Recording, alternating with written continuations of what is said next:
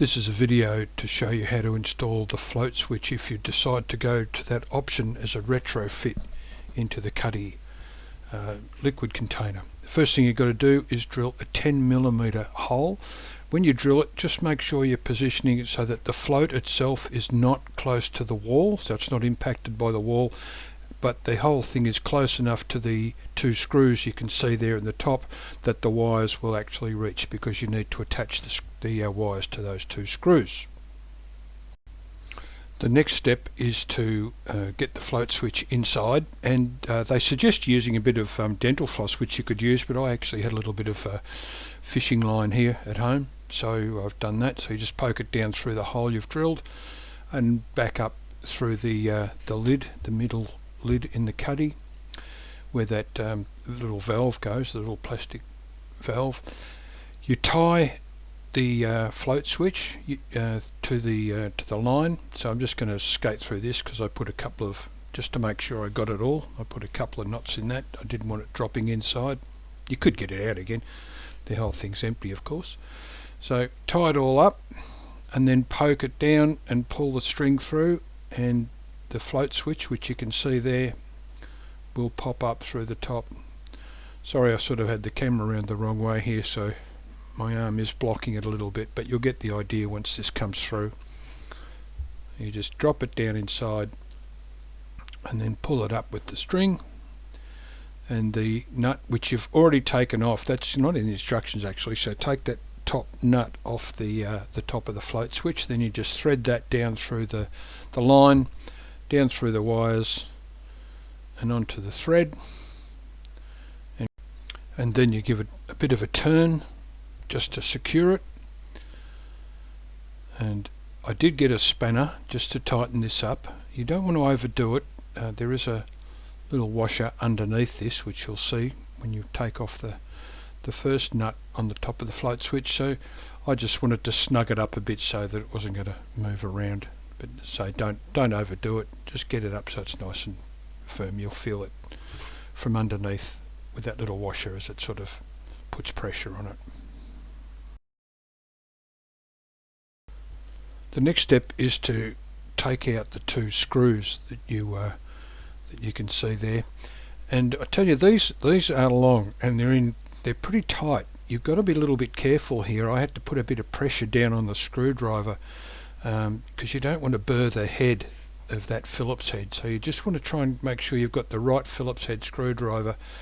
And I wasn't sure how long they were, so I sort of kept turning and turning, and eventually they came out. I'll give you a look at one of these, but it took a lot of turning. But again, just make sure you don't muck the head of it up. You don't use these again, but you want to make sure you get it out, and there's the length of that one.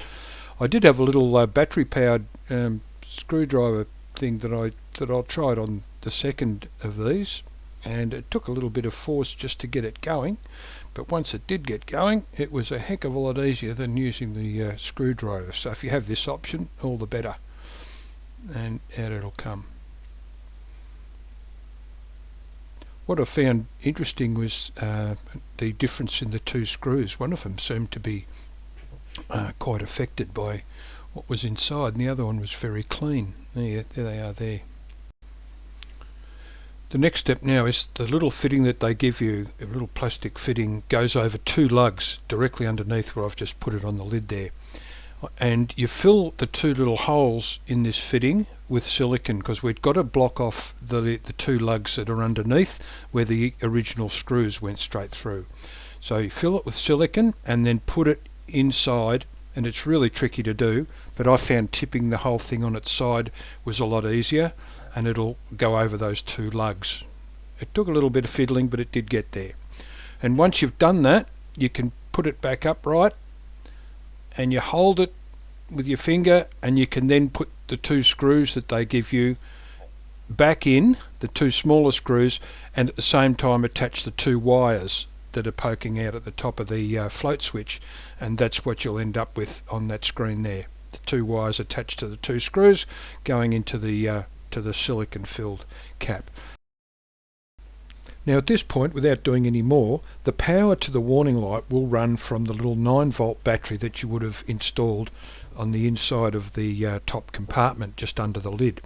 But they also supply you in the kit with the float switch with this array of cables and some cable ties and some little fixings, so that you can actually run this cable from the new power board that they've supplied all the way down to a receiver plug, which you'll see that's taped up on the side of the fan. So in other words, the warning light will receive its power from whatever the cuddy is plugged into it, the jack down the bottom, and you don't need to use the battery. So if you want to go down that route, here's how you actually take out the power board.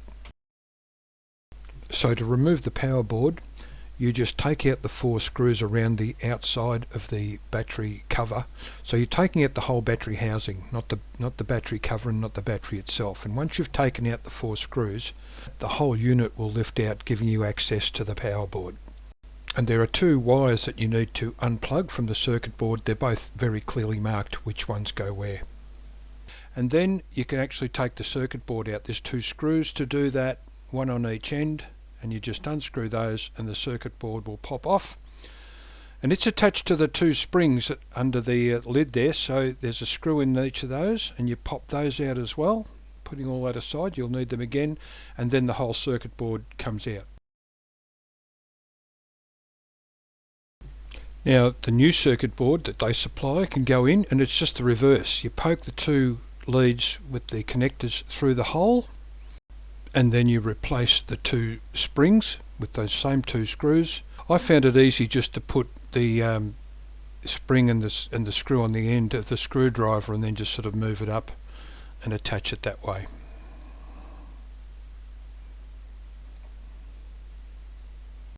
Also supplied is some grease that you can put in, that you should put in the spots where the connectors go back in, where the 2 wires are connected, and really fill that up with the grease, and that'll protect it from any moisture inside.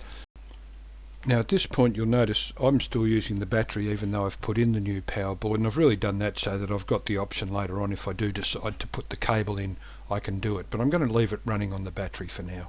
Now we can put it all back together, and it's important to, when you put the circuit board back on the battery housing, that's fine, it's easy to do, that's just the same 2 screws you used before.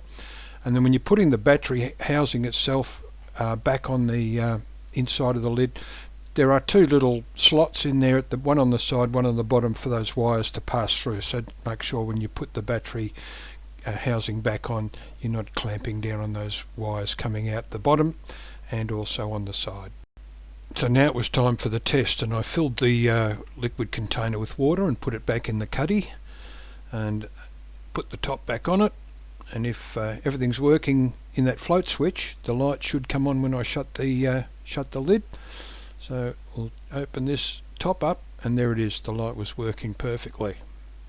So that part's working. The other thing was I wanted to make sure it wasn't working when the thing was empty, so I emptied out all the water, did exactly the same, and the light didn't come on.